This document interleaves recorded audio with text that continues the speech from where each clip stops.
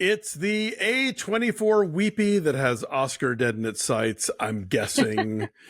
We live in time with the powerhouse duo of Florence Pugh and Andrew Garfield opening in theaters today.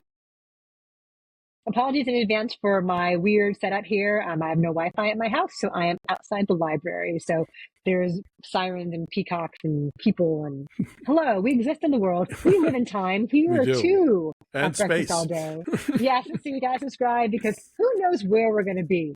We bring the content to you from the farthest reaches of the earth. So wherever thanks for being we are. here with us. Yeah, thanks for being here. What's the rush? Because I'm worried that there's a very distinct and real possibility that I am about to fall in love with you. Florence Pugh and Andrew Garfield are young and in love across time. This is a jumbled narrative, and we eventually learn how they meet, what's going on with her, what their jobs are, that they have a kid, and it's about how they have this transcendent love despite the odds, despite her illness, despite their prejudices and their jobs and just what different people they are in general. She is a brilliant chef named Almut who does like super minimalist, anglicized versions of Bavarian classics, we learn. A lot of yes chefing, a lot of chopping. A lot of tweezers. So many tweezers. And I mean, at least they acknowledge that like when you tweeze little tiny things onto the food that it makes your hand hurt. Because at one point she's like, you know, it hurts. I mean, at one point we learned that he works for Weetabix, but eventually like whether or not he has a job is totally irrelevant to this story. Pretty right? much. Like at some point does he even work? They refer to him as Weetabix guy. His real name is Tobias. They're not nearly as interested in the Weetabix as they are in her haute cuisine. For sure. And so it's told out of order, which I found to be a really distancing device. We talked about the outrun earlier this week and how effective that was in indicating the inner state of Saoirse Ronan's character and how memory would come to her in pieces because of her alcoholism and because of her trying to outrun her past. And here it feels like a gimmick and a bad one, like one that is really ineffective in that by the time we reach what is meant to be a really emotional conclusion. Like we just do not care. We have not gotten sucked into the lives of these characters the way we should be. Yeah, I kind of felt like if they had told it in order, then it would just be a movie about, oh, this adorable couple, and then, oh no, she gets cancer. And as it is, it's a movie where, oh no, she gets cancer, and then we meet the adorable couple. And that's not necessarily any better. Yeah, there's one moment of absolute rapturous joy, but then like the absolute next scene is them sitting side by side at the doctor's office and her head is shaved. Right. And it's like an e-brake has been pulled and it's so jarring. And I just don't even understand what the thinking was behind this. Like John Crowley directed it. He also did Brooklyn. He also did Goldfinch. The Nick Payne, I believe, is a screenwriter. And I don't know what they were trying to accomplish by telling the story out of order. As it is, it's just a straight up weepy, old fashioned. They're beautiful and they love each other and they're doomed. And what's going to happen to that love? And do they love nonetheless, despite the fact that they don't have a lot of time?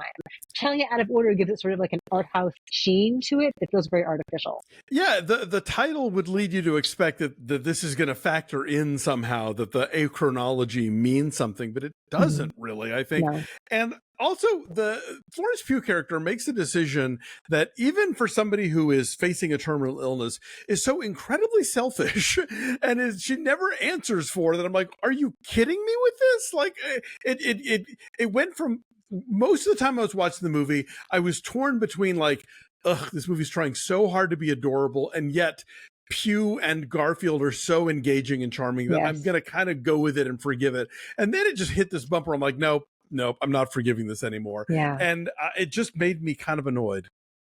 She makes a decision early on, and then she makes a decision within that decision that I think is the selfishness you're talking about. Yes. It's meant to be noble, the way she describes it. Exactly. Like, and all she has to do is have one conversation with Andrew Garfield, who would have been like, okay, sure, fine.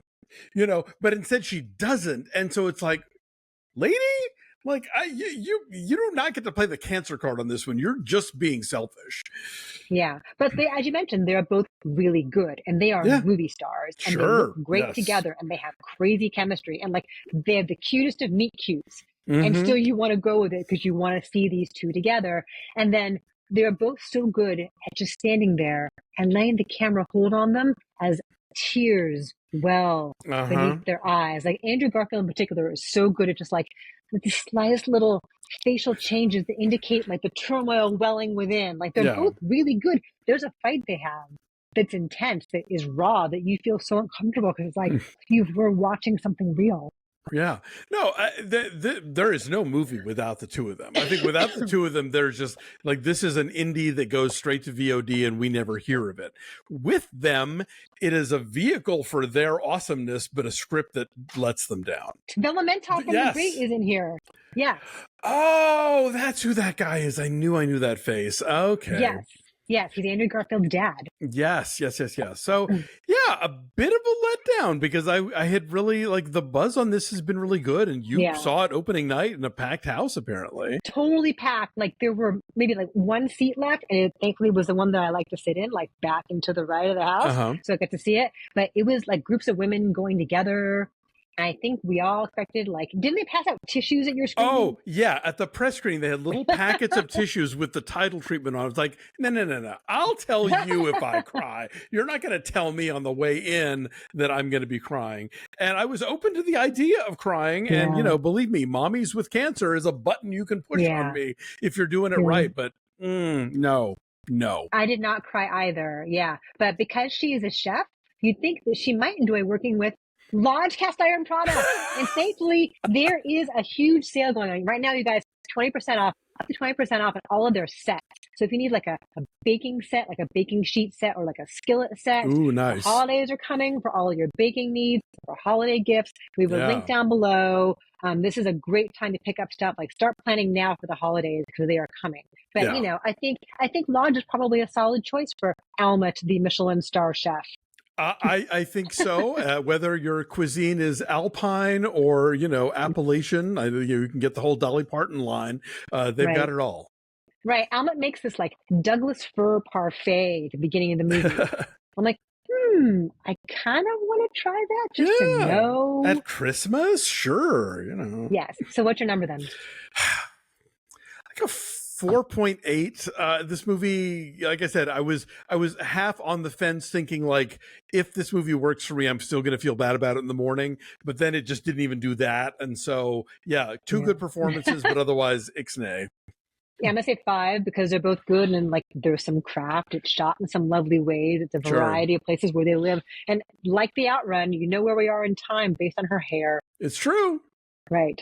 So there's hair stuff going on. Anyway, let us know if you saw it. Did you cry? Are we just cold-hearted? I know. Are we dead inside? Is it us? Are we the problem?